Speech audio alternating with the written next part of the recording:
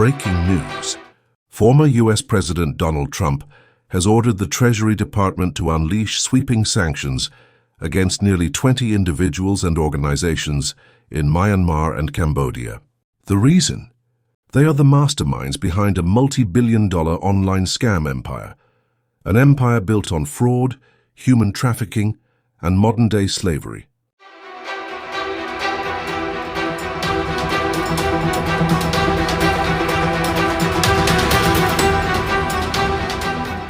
Former U.S. President Donald Trump has ordered the Treasury Department to unleash a sweeping wave of sanctions targeting nearly 20 individuals and organizations in Myanmar and Cambodia.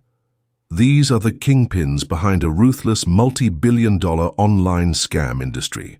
In 2023 alone, these scams generated a staggering $63.9 billion worldwide, with criminal hubs in Myanmar, Cambodia, and Laos accounting for an estimated $43.8 billion, the equivalent of 40% of the combined official GDP of those three nations.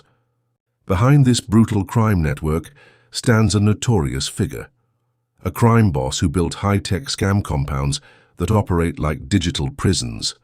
U.S. sanctions hit hard.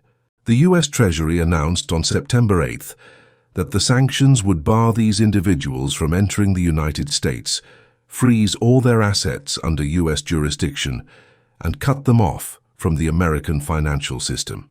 Deputy Treasury Secretary John Kerricks emphasized that Southeast Asia's scam industry not only threatens the livelihoods and financial security of Americans, but also enslaves tens of thousands of innocent people, a crime against humanity that Washington says will not be tolerated.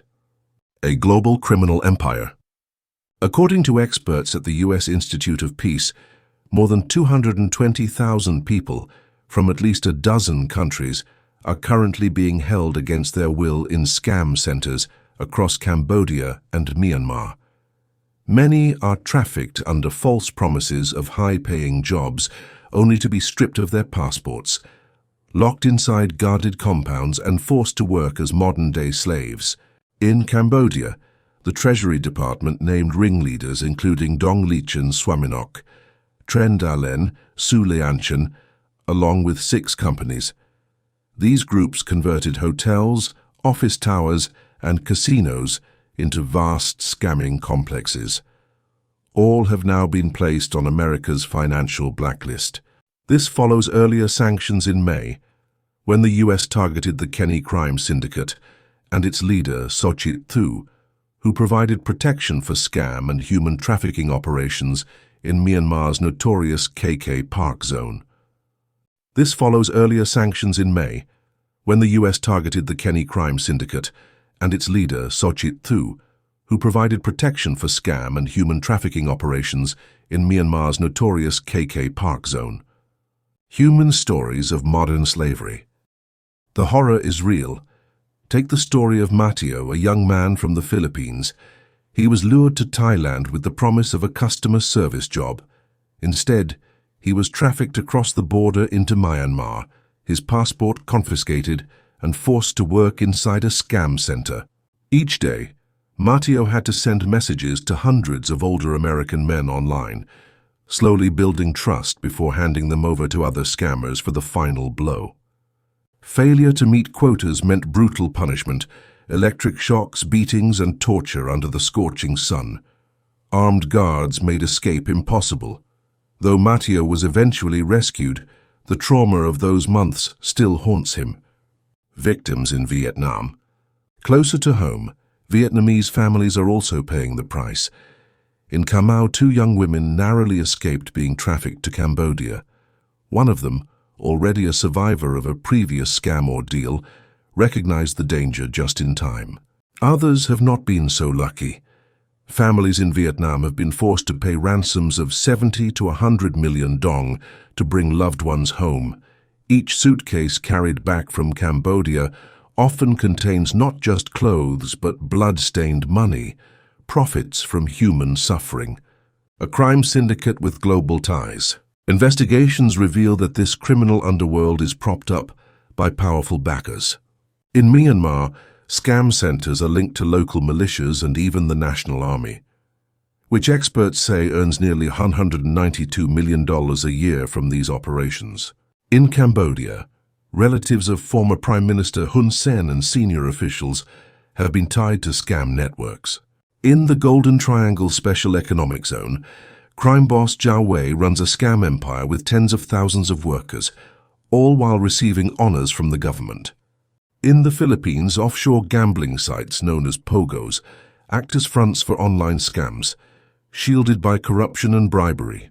Even China is implicated. Fugitive crime boss Xie Zhejiang, once backed by Beijing for his $15 billion smart city project in Myanmar, turned it into a vast scam hub before falling out of favor. Though Beijing later issued an arrest warrant, critics say China had already enabled the rise of this criminal empire. The growing threat to Americans. The threat is not confined to Asia. In 2024, Americans lost at least $10 billion to scams traced back to Southeast Asia, a shocking 66% increase from the previous year.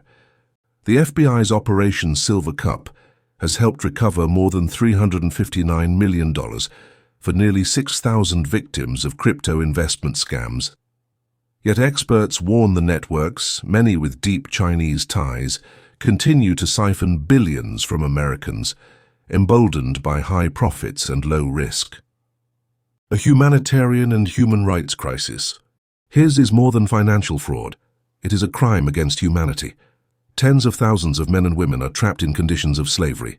Families are extorted, national economies are corrupted, and the suffering of victims echoes across borders.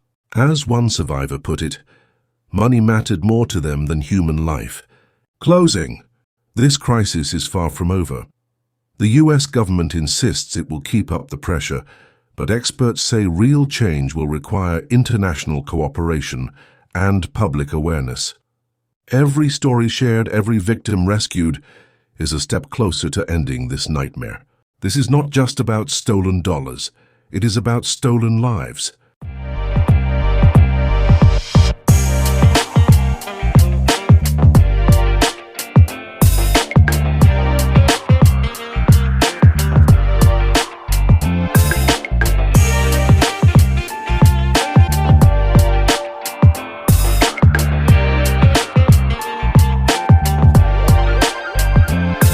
Inspirasi tanpa batas, you know who I am. Notasi berotasi, telepati, stay the best man. You got it, movement, chill brotherhood.